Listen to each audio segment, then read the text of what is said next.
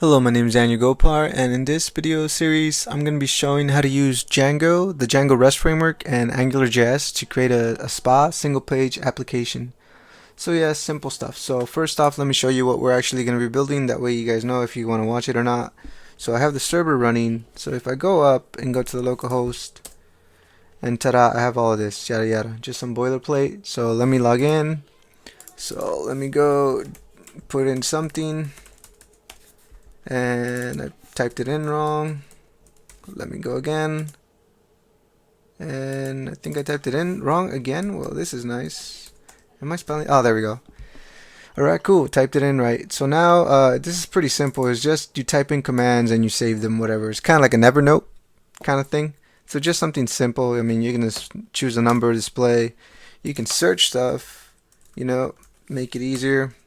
So all of the AngularJS is right here, everything. You can add commands like a YouTube, whatever.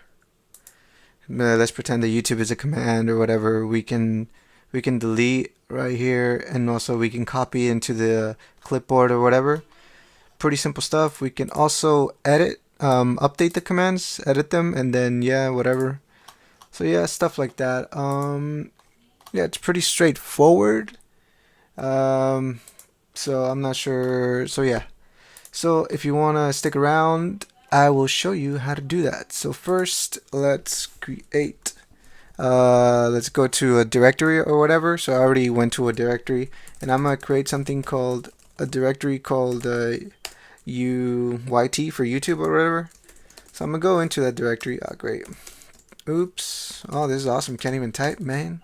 Alright, cool. Now I'm inside. There's absolutely nothing in here. So yeah. So I'm gonna create a virtual environment. I'm sorry, and I'm gonna just call it YouTube. I'm gonna use Python, which is Python version 3, Python 3.4, and I'm associated with this directory. So if you don't know what I'm doing, it's basically, if you don't know what virtual environments is, I recommend that you Google it, and you'll see that those things are freaking amazing. So I'm just doing something to make my life easier. Sweet, there we go. Bam. Alright, cool. So first thing we need to do is pip install Django, obviously, because that's what we're going to be using. So we're just going to let this thing do its thing, and it's sure taking its sweet time. Alright, sweet, there we go. Alright, successfully installed. Come on, show the prompt. Show the prompt. Wow, it's not showing the prompt. Alright, cool, there we go. Alright, cool, now we have Django. So now that we have Django, we should have Django admin. There we go. So we're going to do Django admin, start project, and we're going to call it OMC for oh my command. That's what I named the project, whatever. You can name it whatever you want. And I'm going to put the little dot at the end. That way it's telling Django to not create a folder inside this directory, but place all the files inside of this directory. So yeah, I'll show you right now. So if I press enter, all the files should be in there. So ta-da, just like that. So first off, if I do tree, this is how it normally looks. And if I do manage, manage.run server. Oh, the port is already used. Let me kill this guy. Alright, cool. Let me jump back in here. Alright, cool. So now if I do this, I should see. So you should be able to see this. That is the first step. Now that we have that,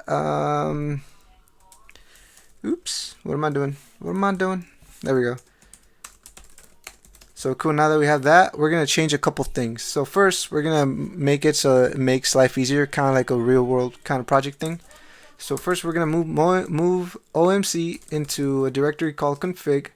So we got that. So let's go inside config.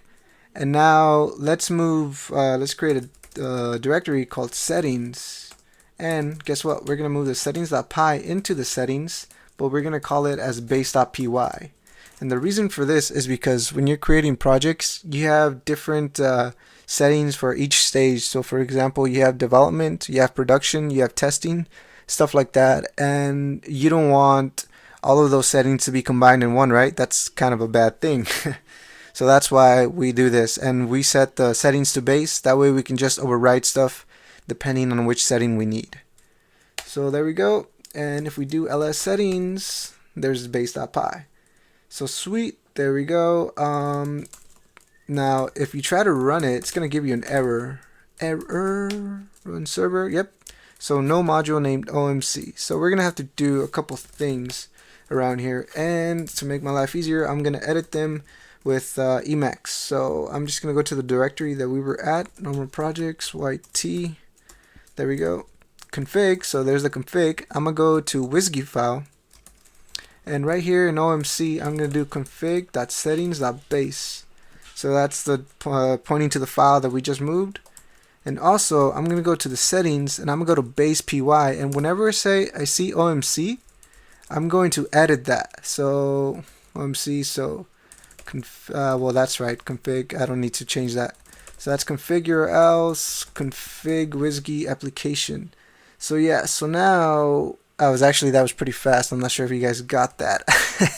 I apologize for that. But you should be able to go into the base py file and change wherever it says OMC. Well, right here it doesn't matter because it's in the doc string. But if you just search for OMC inside of this file and change it to just config, you should be able to do it. So kind of like this. So config.urls, config.WSGI application. So yeah. So now there's one last file that we need to edit, and that is manage.py. And the same thing right here, OMC. So instead of OMC, it's going to be config, dot base. So as usual, we will override this depending on what stage we are.